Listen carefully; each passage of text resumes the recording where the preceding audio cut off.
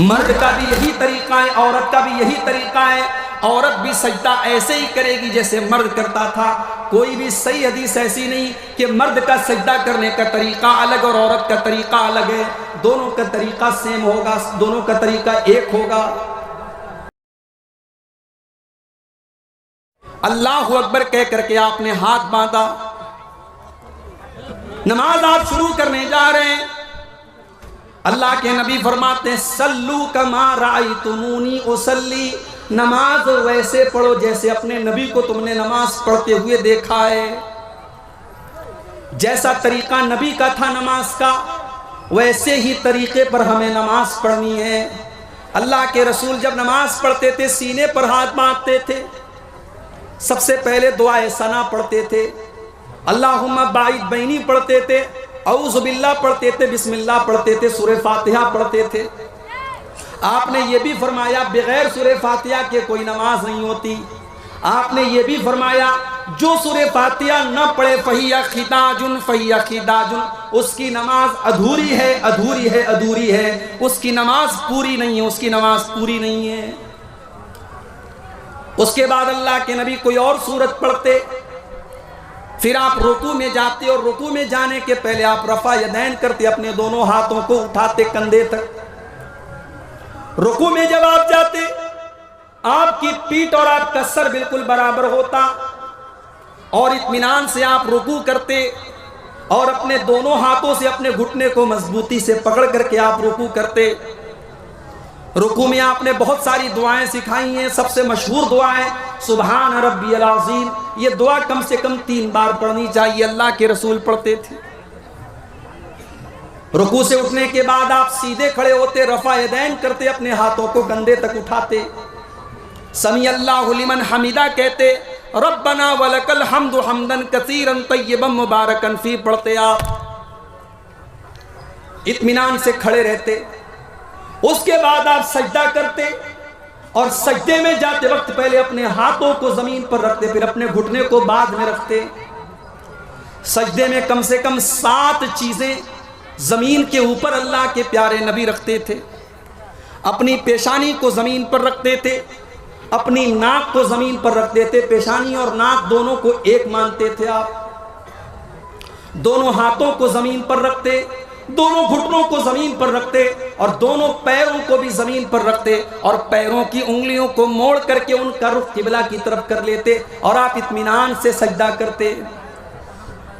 سجدے میں آپ نے کہنیوں کو زمین پر بچھانے سے منع کیا اور آپ نے فرمایا کتے کی طرح اپنے ہاتھوں کو سجدے میں زمین پر بچھا کر کے سجدہ نہ کرو۔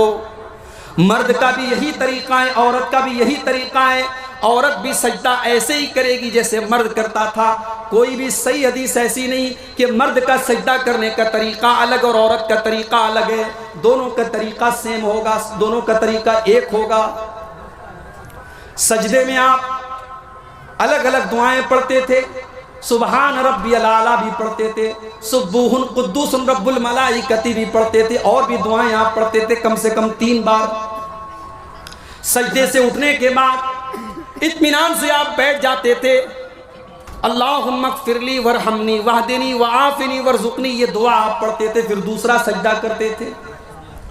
دوسرا سجدہ کرنے کے بعد اطمینان سے آپ بیٹھے رہتے تھے اور پھر اٹھ کر کے آپ دوسری رکعت کے لیے آپ اٹھتے تھے اور جیسے آپ نے پہلی رکعت پڑھی تھی آپ دوسری رکعت پڑھتے تھے۔ اگر وہ نماز 3 رکعت والی یا 4 رکعت والی ہوتی تھی، اللہ کے پیارے نبی 2 رکعت پڑھنے کے بعد التحیات پڑھتے تھے، اور التحیات میں جو حدیث سے جو چیزیں ثابت ہیں کہ التحیات کے شروع سے لے کر کے سلام پھیرنے تک آپ اپنی انگلی کو اٹھائے رہتے تھے۔ یہ ہمارے بہت سارے بھائیوں نے جو طریقہ بنا لیا ہے کہ اشہد اللہ کے اوپر اٹھاتے ہیں اور الا اللہ کے اوپر انگلی کو نیچے کر دیتے ہیں، معاف کیجئے یہ حدیث سے ثابت نہیں ہے۔ پورے تشہد میں التحیات آپ نے جب سے شروع کی ہے، سلام پھیرنے کے ٹائم تک آپ کی انگلی ایسے اٹھی رہے گی۔ بیچ بیچ میں آپ تھوڑا تھوڑا انگلی کو حرکت دیں گے، جب درود شریف پڑھیں گے تب آپ حرکت دیں گے، درود شریف کے بعد کی دعائیں جب آپ پڑھیں گے تب آپ حرکت دیں گے۔ یہ حرکت دینا بھی اللہ کے رسول صلی اللہ علیہ وسلم سے ثابت ہے۔ تیسری رکعت کے لیے جب آپ کھڑے ہوتے تو آپ رفع یدین کر کے اپنے ہاتھوں کو سینے پر باندھ لیتے. تیسری اور چوتھی رکعت میں آپ سورہ فاتحہ پڑھتے تھے، کبھی کبھی کوئی اور سورت بھی پڑھ لیتے تھے، لیکن عام طور سے صرف سورہ فاتحہ پڑھتے تھے. اور جب آپ نماز کے آخری تشہد میں بیٹھتے تھے تو اپنے بائیں پیر کو آپ داہنے پیر کے نیچے سے نکال کے اپنی کمر کے بل بیٹھا کرتے تھے اور التحیات پڑھتے تھے. التحیات کے بعد درود شریف پڑھتے تھے. درود شریف کے بعد آپ مختلف دعائیں پڑھتے تھے. اللہم انی ظلمت نفسی والی دعا بھی پڑھتے تھے. اللہم انی اعوذ بک من عذاب جہنم والی دعا بھی آپ پڑھتے تھے. اس کے بعد آپ السلام علیکم ورحمۃ اللہ، السلام علیکم ورحمۃ اللہ، داہنے اور بائیں طرف آپ سلام کرتے. یہ ہے اللہ کے رسول کی نماز کا طریقہ. اب کوئی اگر یہ کہتا ہے مولوی صاحب آپ نے طریقہ تو بتا دیا لیکن ہم تو اسی طریقے پر نماز پڑھیں گے جو باپ دادا سے ہم دیکھتے چلے آئے تھے. معاف کرنا میرے بھائی، اللہ تعالیٰ کے آپ سے یہ نہیں پوچھا جائے گا آپ کے باپ دادا کیسے نماز پڑھتے تھے. اللہ تعالیٰ کے یہاں یہ پوچھا جائے گا آپ کی نماز رسول کے طریقے کے مطابق تھی کہ نہیں تھی. اس لیے کہ اللہ نے اعلان کر دیا لَقَدْ كَانَ لَكُمْ فِي رَسُولِ اللَّهِ أُسْوَةٌ حَسَنَةٌ. او لوگو، جب میں نے اپنے رسول کو تمہارے لیے نمونہ بنا کر کے بھیجا ہے تو تم نے میرے نبی کے طریقے پر نماز کیوں نہیں پڑھی؟ ایک صحابی مسجد میں آتے ہیں، 2 رکعت نماز پڑھتے ہیں. نماز پڑھنے کے بعد وہ اللہ کے رسول کو آ کر کے سلام کرتے ہیں. اللہ کے پیارے نبی ان کے سلام کا جواب دیتے ہیں اور جواب دینے کے بعد اللہ کے نبی کہتے ہیں ارجع فصلی فإنک لم تصلی. جاؤ تم پھر سے نماز پڑھو، تمہاری نماز نہیں ہوئی. صحابی پھر سے آتے ہیں، پھر سے 2 رکعت نماز پڑھتے ہیں، پھر آ کر کے اللہ کے رسول کو سلام کا جواب دیتے ہیں.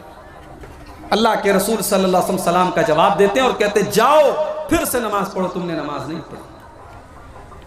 جب 3 بار ایسا ہو جاتا ہے صحابی اللہ کے نبی سے کہتے ہیں کہ اللہ کے نبی آپ ہی بتا دیجئے کہ نماز کیسے پڑھی جائے.